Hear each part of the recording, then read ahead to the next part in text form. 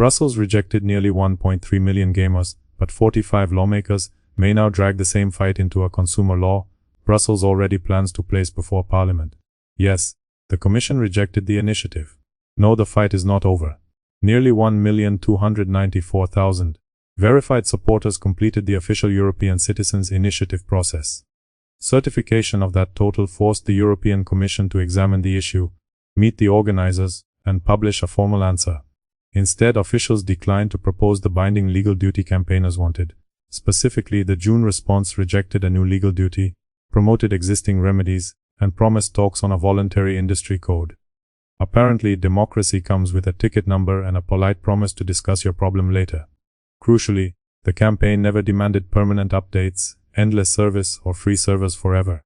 Supporters asked publishers to leave affected games in a reasonably playable state after commercial support ends.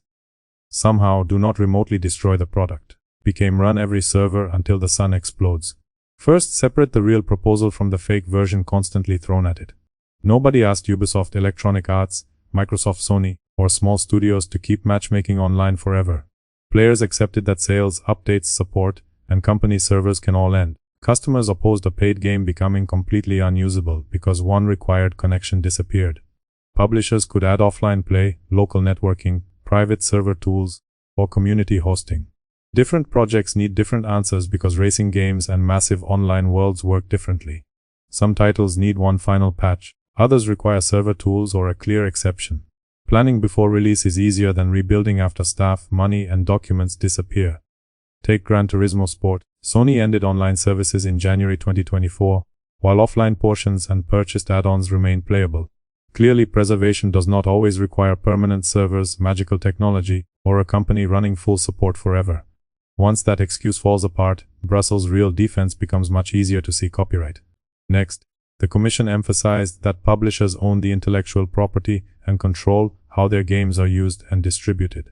Copyright matters because governments cannot casually force companies to release protected code, data, or licensed material. Consumers, however, were not asking who owns the characters, soundtrack, trademarks, or source code. Campaigners asked whether copyright should let companies sell access, take payment, and later erase the product without a shutdown plan. Legally, those questions overlap, but they are not identical. Officials spent months examining the case and discovered that video game companies own video games. Existing European rules require clear contract terms and may provide refunds or price reductions when digital content fails. Refunds can help, especially when access ends far earlier than buyers were led to expect. Yet compensation after deletion is not the same as keeping a purchased game usable.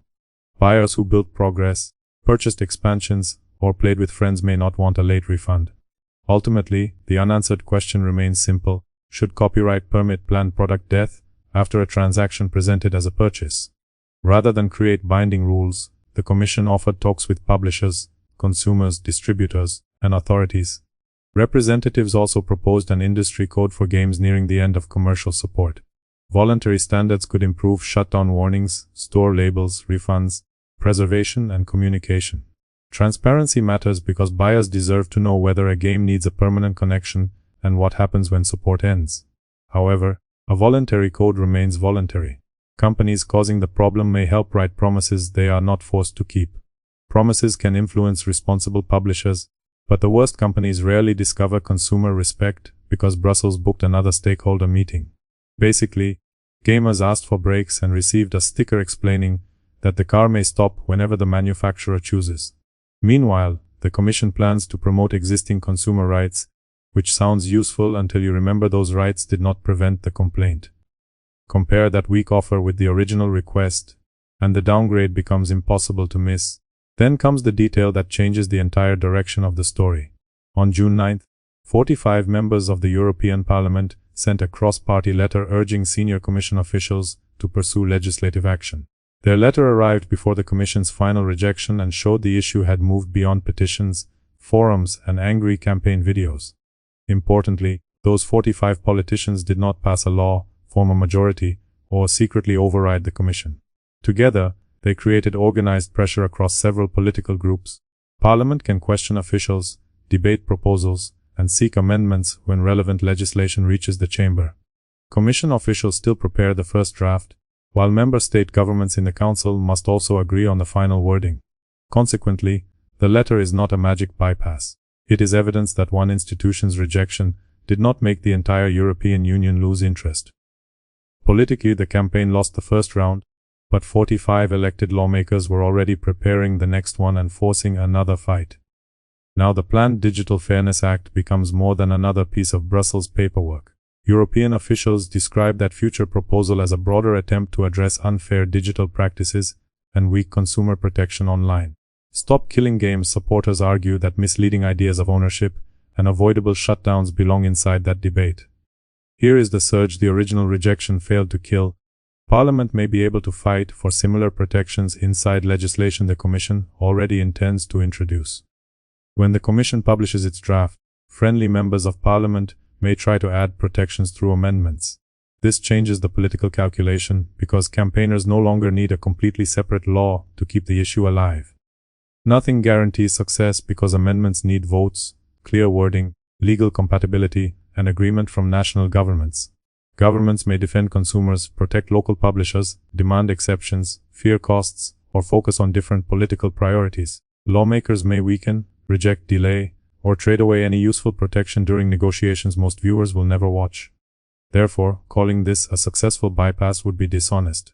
Bureaucrats closed the front door, but campaigners found a live debate already moving through the building.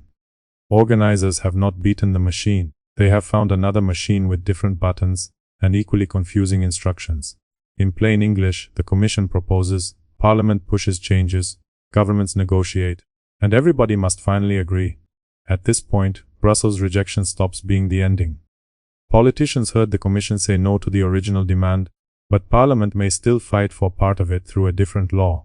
More importantly, that possibility is the real reason this story matters now. All the legal procedure sounds distant, until you remember what lawmakers would actually be deciding, whether the word buy means anything after a publisher switches off the server.